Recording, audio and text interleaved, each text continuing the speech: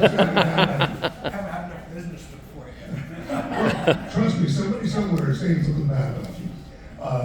No, this is something we all deal with, and this is kind of last minute, but Brian and I were talking about this the other day, just how do you deal with people, because we live in a crazy society, and social media is clearly, just put the gasoline in the fire type of thing.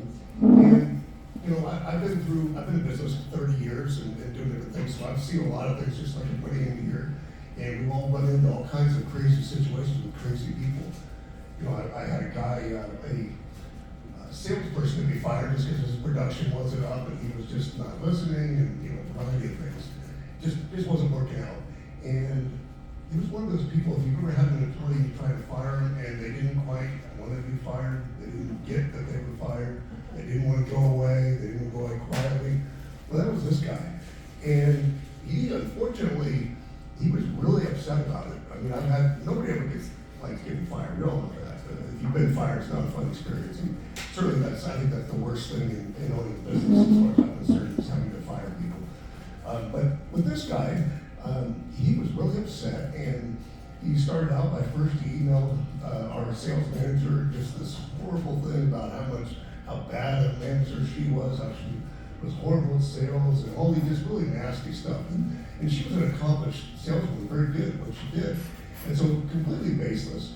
And then somehow he got my email, and so he decided he was going to write me, even though I didn't have direct dealings with him, I was the owner of the company.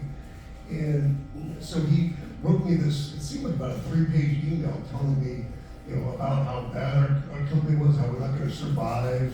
Even though we've been in business for 22 years, somehow now that we got rid of him, that was it. We were all going to fall apart.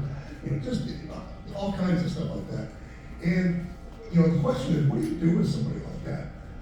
And it's always a question of, do you ignore them or do you do something about it? Do you address it? And it's the same concept whether it's reviews online, it's somebody you're dealing with in person, somebody calls your office, somebody emails you. We really only have 2 choices. So I want to kind of give you some thoughts on that, some strategies on how we can deal with that. And this guy was really interesting. He wrote this email, and I just ignored it, which is what I do with a lot of times, and we'll talk about when I think it's appropriate to ignore somebody.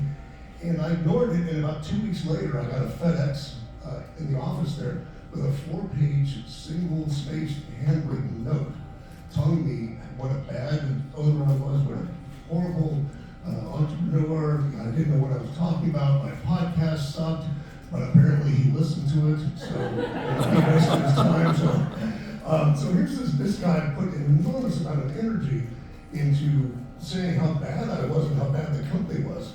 And I decided that time just to ignore him. And to this day, I guarantee that guy is seething somewhere.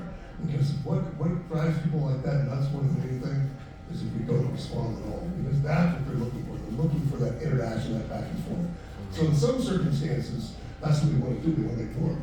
Other times, we've got to address the issue. We can't let people put falsifying things out there in the market and that sort of thing. So the question is, how do you decide between the two? So I got to break it down. We got the public view, which would be like reviews, on Google or posts, anything that's out there in the public view, so to speak. And when we got something like that, we've got to think about it a little bit differently. We've got to try to take the personalization out of it when somebody's attacking us. Forget about the person that's actually doing the attacking.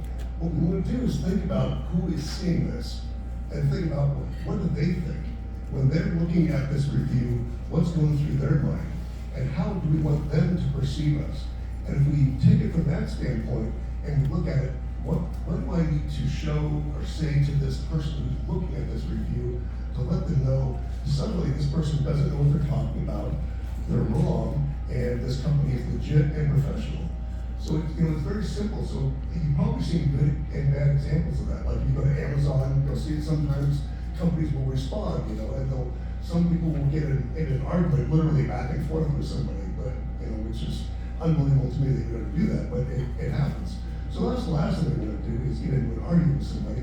So it's a very simple way of, first we got to validate what they said. So if they are complaining that, they didn't like the taste of their food, it's a, hey, I really understand we don't all like, you know, the same things or whatever, you know, some sort of validating their opinion or their feelings, so to speak, something my wife used to tell me I was horrible at. It does work, but it's very important because for those people to hear heard, that's all they really want, is to be heard. And so we validate that feeling, and then that's when we can put in some kind of correction, as in, hey, you know, we're trying to improve the quality of our food. We're doing new things with our menu. In other words, some kind of improvement that you can, again, we're not talking to that person. We're talking to somebody who's reading it. So some kind of improvement that we can talk about that gives the person reading it some idea that we're actually making an effort and that we're listening to our customers.